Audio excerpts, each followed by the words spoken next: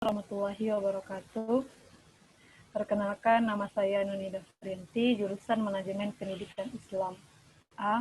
Saya dari kelompok 9 yang akan mempresentasikan tentang definisi MONEF kebijakan pendidikan. Next.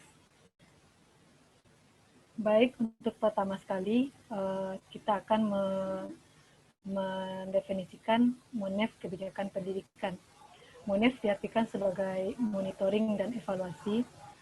Monitoring merupakan upaya pengumpulan informasi secara berkelanjutan yang ditujukan untuk memberikan informasi kepada pengelola program guna kepentingan tentang indikasi awal kemajuan dan kekurangan pelaksanaan dalam suatu program pendidikan. Kemudian evaluasi merupakan suatu kegiatan yang terjadwal untuk menilai secara objektif kinerja dan kesuksesan program yang sedang berjalan.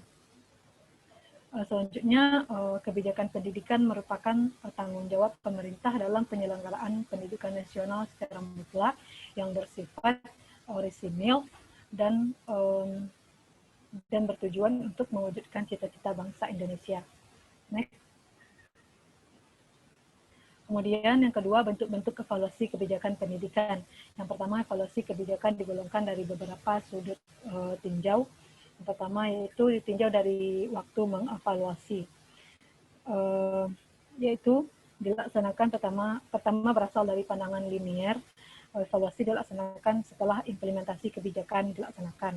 Yang kedua berasal dari pandangan komprehensif. Evaluasi dilaksanakan hampir setiap proses kebijakan. Evaluasi dilaksanakan baik saat perumusan, legitimasi, komunikasi, implementasi, partisipasi, bahkan terhadap evaluasi itu sendiri. Kemudian yang kedua ditinjau dari kriteria evaluasi, yaitu menggunakan kriterium.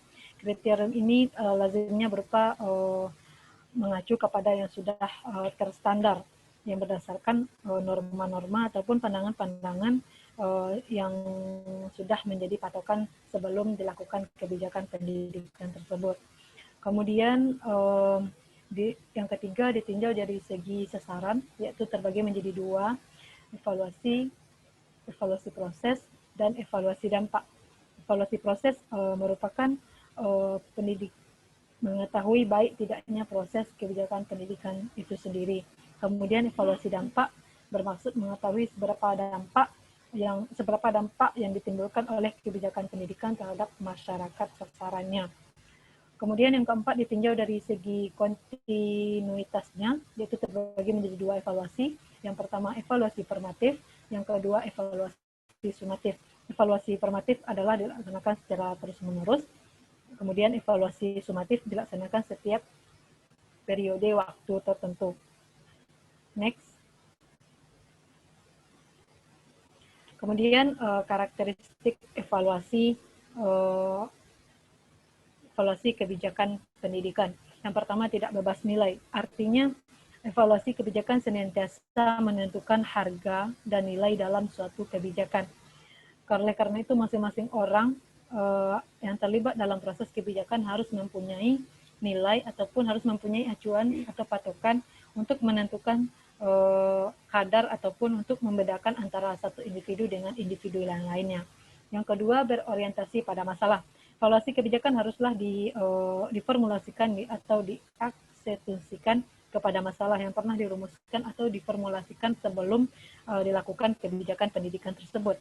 Apakah masalah-masalah tersebut bisa sudah terjawab ataupun sudah dirumuskan atau memang sudah memuaskan ataupun tidak untuk dilakukan evaluasi. Kemudian yang ketiga, berorientasi pada masa lalu dan masa kini. Orientasi pada masa lalu ini mengacu kepada sesuatu yang sudah terjadi pada masa lampau. Hal-hal ini yang sudah terkontaminasi ataupun sesuatu yang sudah terjadi pada masa-masa lampau. Kemudian pada masa kini sesuatu yang akan baru terjadi yang harus dievaluasi.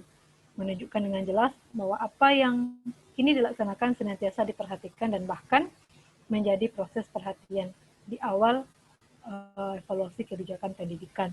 Kemudian yang keempat, berorientasi pada dampak. Inilah yang membedakan antara karakter-karakter yang lainnya, bahwasanya dampak ini adalah terbagi menjadi dua, dampak yang diharapkan dan dampak yang tidak diharapkan. Next. Kemudian faktor-faktor evaluasi kebijakan pendidikan. Yang pertama, tanpa evaluasi tidak akan bisa mengetahui seberapa jauh keberhasilan siswa. Artinya setiap evaluasi, setiap program-program pendidikan yang harus dilaksanakan harus melibatkan evaluasi. Artinya mengukur seberapa besar keberhasilan dan seberapa besar ketidakberhasilan siswa tersebut. Yang kedua, masih adanya ketidakmerataan pendidikan antar masing-masing provinsi. Yang ketiga, upaya peningkatan kualitas memerlukan upaya peningkatan kualitas pembelajaran, karena muara ini dari program pendidikan adalah pada terlaksananya pembelajaran yang berkualitas. Jadi inti dari dilaksanakannya evaluasi kebijakan pendidikan ini harus bertolak ukur kepada peningkatan proses pembelajaran, karena sekiranya pendidikan ini berasal dari upaya-upaya yang harus dilakukan dalam membentuk evaluasi kebijakan pendidikan, yaitu pada proses pembelajaran. Yang keempat, upaya peningkatan pembelajaran memerlukan informasi hasil evaluasi terhadap program sebelumnya. Nah, intinya di sini evaluasi tersebut harus dilakukan sedini mungkin, baik sebelum terlaksananya program tersebut, ataupun sedang berjalan, ataupun sesudah terlaksananya program tersebut. Kemudian, next.